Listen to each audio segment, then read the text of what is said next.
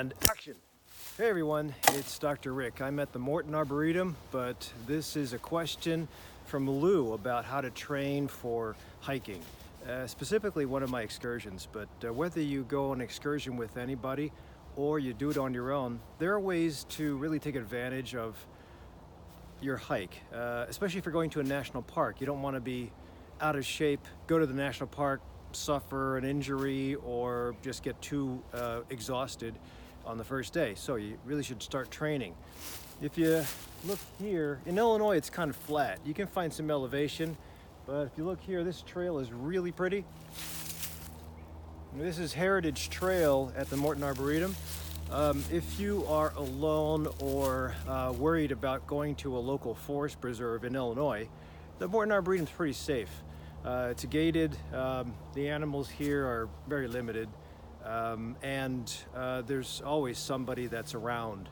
But it's a big enough plot or acreage that you can see nice hills, nice change in scenery. It's really cool here because different areas of the Arboretum have different plants or trees from different parts of the world.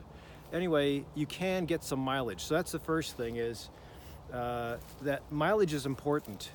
If you are not used to walking for 5 miles, I think it'd be important. If you have no hills like Illinois and you just have flat surface, well, doing the mileage is one thing, just to get your legs used to it and get your stamina used to it and get used to hydration and eating and taking a break.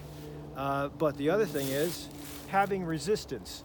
So this is my backpack. I carry 2 of these. A gallon of water is about 8.5 pounds, and then I have a bunch of equipment in addition. You have to make sure that your gallon of water doesn't leak, and this one leaked. My other one is screw top. I might as well, next time I'm not going to take this thing, but I have a whole bunch of water draining out the back of my backpack. But resistance is important. I have used a weighted vest in my backpack before, or you can actually use a weighted vest. The only problem with weighted vest, especially if you're trying to tackle a hill, is it's really sweaty and hot. Then it rubs and you have a problem. So it's important to put some mileage in. It's important to have a little bit of resistance so that your legs have to do a little bit of work, especially if you have a flat area.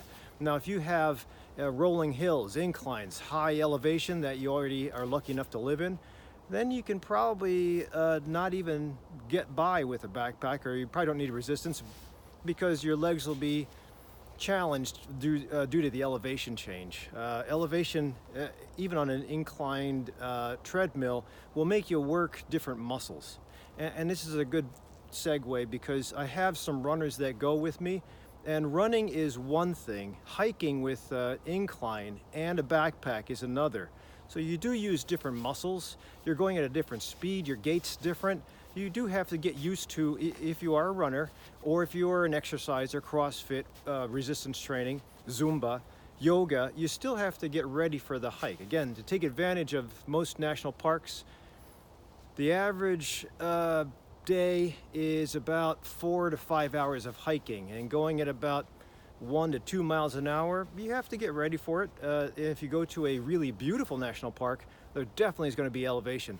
So usually what happens if you're used to flat training and it takes you, say, you go at 2 miles an hour, pretty decent clip.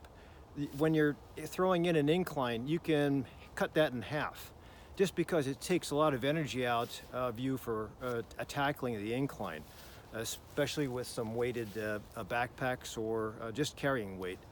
Now, if you're going on a big expedition, you'll probably have a porter or a Sherpa that's going to carry your stuff for you, but it's still better to train with resistance. So distance is important. Resistance is important. If you can tackle a hill, great. Using your arms is important too. So I have a video where I did how to use hiking sticks, walking sticks. I think these are important because you have to get used to this cadence. It's a little bit unusual. I have had people come to my excursions just holding the sticks like this, and then it becomes a danger because if you fall, your tendency is to hold onto the stick more so than use the stick as your third set of legs or a third stationary point that you're going either up with or downhill with. So this stick's getting used to. Also, you have to pack this on the plane somehow. So I really go to if you go to REI or Uncle Dan's in Illinois, they can fit you for the backpack. They can teach you how to use these unless you access my videos. The other thing is just getting used to getting short of breath and having a fast heart rate. If you do tackle this isn't that bad. This winding slope is a little bit of an incline. But in a lot of the trails, you'll have switchbacks. And the switchbacks will get you short of breath. If you're not used to being short of breath, you're gonna say, I can't make it anymore, just because, especially if you're middle-aged, it's going to be an unusual symptom, an unusual feeling. When your heart rate is really speeding from one short sprint up a hill, and you're not used to that, or you're short of breath and everybody else is okay, or you start to get sweaty because you haven't gotten used to venting heat, you might be discouraged from hiking further. So I had that with one hiker.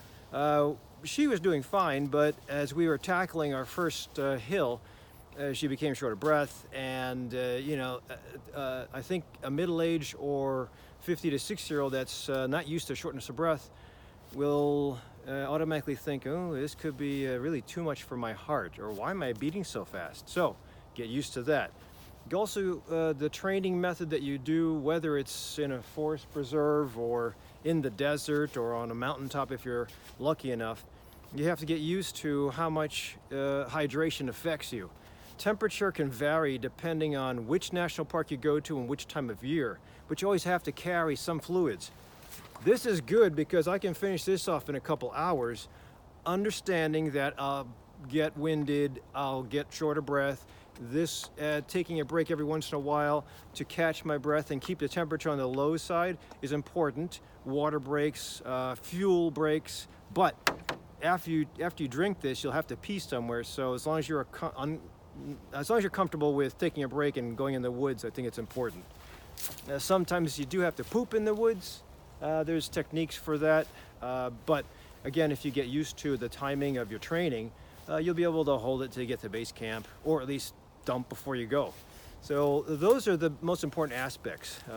Getting the mileage down, getting used to shortness of breath and fast heart rate, getting some resistance, and then possibly holding your hydration status so it's stable. So in the long run, if you can do that 3 times a week, it should be good enough to take you on a journey somewhere. If you're really taking, you're investing in a big hike, it'd probably be important to train more aggressively.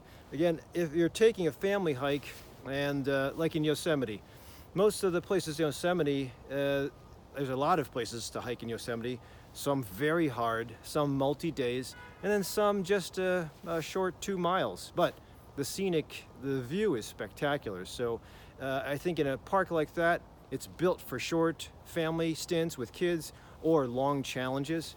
But in a lot of other national parks, you go deep into the woods or into wilderness, and you have to be prepared for weather changes. You have to be prepared for wet. You have to be prepared for excessively dry, excessively hot, windy. So it's important to just get out. A lot of us sit behind a computer and a desk, and we're not used to this kind of thing. So when you challenge yourself or get introduced to this is beautiful, but all these leaves will fall, and sooner or later it's going to get nice and cold.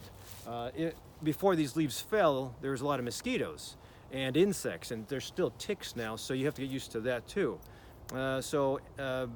If you just get out, you start your training properly about 6 months in advance, I think number one, you'll get used to and really be able to enjoy your excursion. Number two, it's great exercise. I think that when you get used to hiking and carrying weight, you tend not to overindulge, like most Americans, in food, especially late night eating. I just did a video, DrRic question from Anthony on the best diet. And I mentioned how a lot of Americans, well, actually it's not just Americans, but a lot of folks tend to overeat.